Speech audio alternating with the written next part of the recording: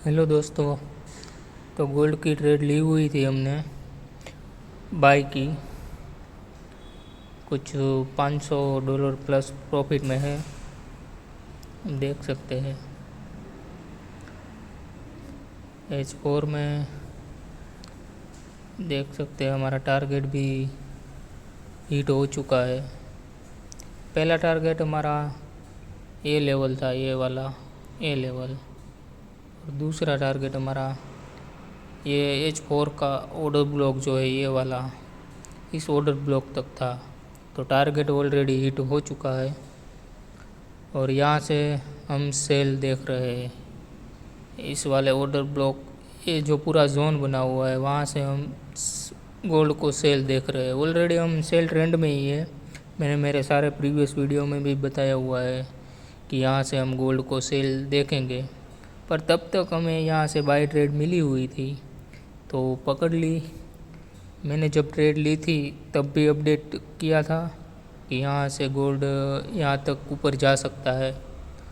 तो target hit हो चुका है, तो इस ट्रेड को हम अभी क्लोज कर देते हैं।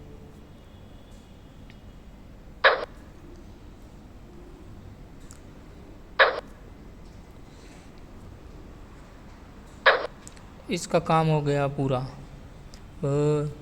ए वाली बाय ट्रेड जो ली थी उसकी रीज़न भी मैंने ऑलरेडी आपको बता दी हुई है कि H1 का यहाँ पर सपोर्ट पड़ा हुआ था। सपोर्ट पे मार्केट ने H1 की इस वाली बाई कैंडल पे हमने ट्रेड ली थी। अब H1 का ये एनालिसिस भी मैं हटा देता हूँ। अब देखते H4 का मेन एनालिसिस, जहाँ से हम सेलर हैं।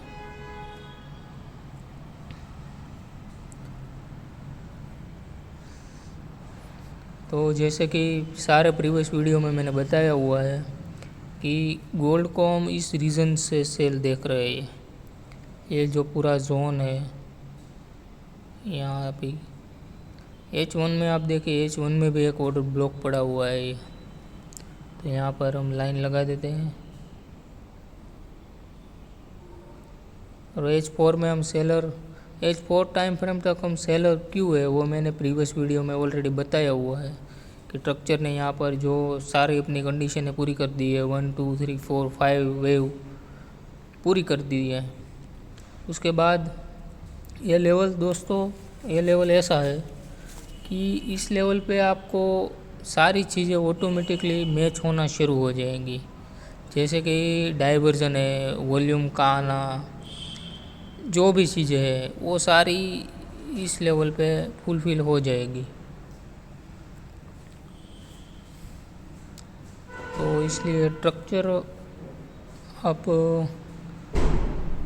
लेवल ही ऐसा फाइंड करें जहाँ पर सारी चीज़ें ऑटोमेटिकली मैच होना शुरू हो जाए। अब M15 में हम इस लेवल पे क्या क्या चीज़ें देखेंगे उसके बाद ट्रेड लेंगे। तो M15 में हम कुछ इस तरह से मार्केट को देखेंगे कि पहले से एक वेव लगाए,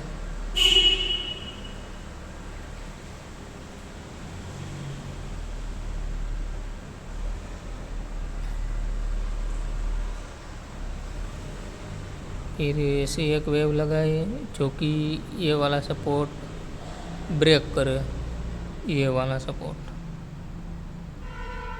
ब्रेक करे और बाद में हम ट्रेड यहाँ से या फिर यहाँ से टॉप से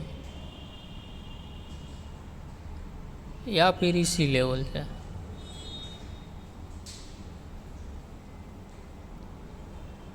इस तरह से हम ट्रेड देखेंगे।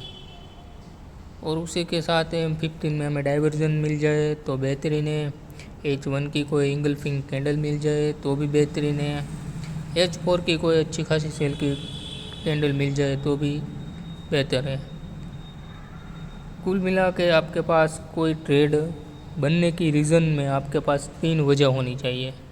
एक तो स्ट्रक्चरल सपोर्ट होना चाहिए, कोई engulfing candle, order block, supply demand zone होना चाहिए और RSI डाइवर्जन होने चाहिए, वॉल्यूम का ना होना चाहिए। ऐसी कोई भी 3 रीज़न आपको मिल जाए उसके बाद आप आराम से ट्रेड ले सकते हैं। तो अभी तो हम यहाँ से सेल ट्रेड उठाएंगे नहीं, क्योंकि कंफर्मेशन का वेट करेंगे, उसके बाद हम ट्रेड लेंगे। और उसके बाद हम हमारा SL डिफ़ाइन करेंगे, TP डिफ़ाइन करेंगे तब तक।